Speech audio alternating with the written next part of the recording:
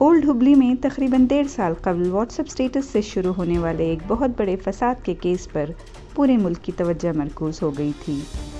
इसी केस के सिलसिले में 156 गिरफ्तार अफराद में से 35 को ज़मानत मिल गई है, जबकि 100 से ज़्यादा अभी भी जेल में बंद हैं। ये केस बेगुनाही के दावों के साथ दोबारा खबरों में है, जिसके नतीजे में हुकूमत से दोबारा जांच की अपील की गई।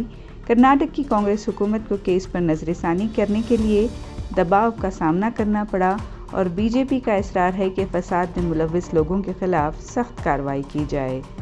काबिल ज़िक्र बात यह है कि ये पहला वाक़या है जहां बैक वक्त 35 लोगों को ज़मानत दी गई है। 36 ಜನಕ್ಕೆ ಬೇಲ್ ಸಿಕ್ತತ್ತ ಈಗ ದಾರಿಯಲ್ಲಿ ನನಗೆ ಸುಪ್ರೀಂ ಕೋರ್ಟ್ ಅಲ್ಲಿ ಅವ್ರು ಬೇಲ್ ಸಿಕ್ಕಿದೆ ಅಂತ ಗೊತ್ತಾಯ್ತು।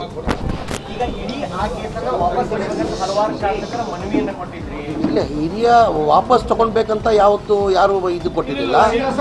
ರೀತನಿಕೆ ಆಗಬೇಕಂತ ಸ್ವಲ್ಪ ಜನಕ್ಕೆ ಬೇಡಿಕೆ ಇತ್ತು। ವಾಪಸ್ ನಾವು ಹೆಂಗೆ ತಗೊಳಕ್ಕೆ ಸಾಧ್ಯ ಆಗ್ತದೆ? ಒಂದ್ಸತಿ ಒಂದು FIR ಆಗಿ ಕೋರ್ಟಲ್ಲಿ ಮ್ಯಾಟರ್ ಇದ್ದ ಮೇಲೆ ಇಲ್ಲ ಹೇಳೋದು, ಕೋರ್ಟಲ್ಲಿ ಒಂದ್ಸತಿ FIR ಆಗಿ ಯಾವುದೆಲ್ಲ ಸರ್ಕಾರ ಇಲ್ಲಿ ಒಂದ್ಸತಿ FIR ಆಗಿ ಅದು ಕೋರ್ಟಲ್ಲಿದ್ದು ಆರೋಪಿಗಳು ಜೈಲಲ್ಲಿದ್ದ ಮೇಲೆ ಅದು ವಾಪಸ್ ತೊಗೊಳಕ್ಕೆ ಬರೋಲ್ಲ। ಅದೇನಿದ್ರು ಕೋರ್ಟಿಂದನೇ ಆಗಬೇಕು। ಎಲ್ಲರದು ಏನಾಗಿತ್ತು, ರೀತನಿಕೆ ಮಾಡಿ ಅಂತ ಬೇಡಿಕೆ ಇತ್ತು। ಹಾಂ, ಕೆಲವೊಂದಿಷ್ಟು ಜನರ ಬೇಡಿಕೆ ಇದೆ ಸರ್, ಅಮಾಯಕರಿದ್ದಾರೆ, ಸರಿಯಾಗಿ ತನಿಖೆ ಆಗಬೇಕು ಅಂತ ಹೇಳಿ ಈಗ ಅದಕ್ಕಂತ ನ್ಯಾಯಾಲಯ ಇದೆ। ಇವತ್ತು ನ್ಯಾಯಾಲಯದಲ್ಲಿ ಅವ್ರು ನ್ಯಾಯ ಸಿಕ್ಕಿದೆ ಅಂತ ಅವ್ರು ಹೇಳ್ತಾರೆ। ಭಾಳ ಜನ ಬಂದಿದ್ರು, ಇಲ್ಲ ಆಚೆನೂ ಸಿಕ್ಕಿದ್ರು ನನಗೆ। ಇವತ್ತೇನೋ ಅದಕ್ಕಿಂತ ಮುಂಚೆ 3 ಜನಕ್ಕೇನೋ ಬೇಲ್ ಸಿಕ್ಕಿತ್ತು, ಇಬ್ಬರೂ 3 ಜನಕ್ಕೆ ಸಿಕ್ಕಿದ್ರು। ಇವತ್ತು ಏನೋ 35-36 ಜನಕ್ಕೆ ಬೇಲ್ ಸಿಕ್ಕಿದಂತೆ। ಈಗ ತಿರ್ಗಾ ಮಂಗಳವಾರ ಹೈಕೋರ್ಟಲ್ಲಿದೆ, ಇವತ್ತಿತ್ತು ಅದೇನೋ ಪೋಸ್ಟ್ಮೆಂಟ್ ಆಗಿ ಏನೋ ಮಂಗಳವಾರ ಹೋಗಿದೆಯಂತೆ।